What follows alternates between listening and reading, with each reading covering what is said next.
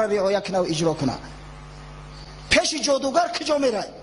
میترسی که شوهر تا از کار میگیرن، شوهر تا ترغیب تشریق که ای پیرغر زکات مال تا بده که رود سیاه میشه و ای کار میگیرن. چرا زکات مال تا نمیتی؟ آخه عرق نخوا، این عرق زیان داره. همین وظیفه و منصب خدا برات داده است، عبادت خدا را که نکردی هر روز بو میزنه دستت میگیره. آخه زنک صالحه شوهر اینه که نصیحتو میکنه.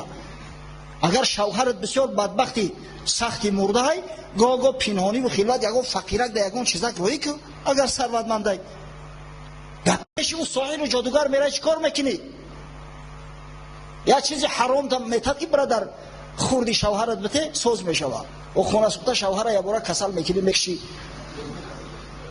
زامین نمیشه. از برای خدا آخه خدای تعالی برای ما ببینه که چی امکانیت و شرایط را داده است. افسوس و صد افسوس که استفاده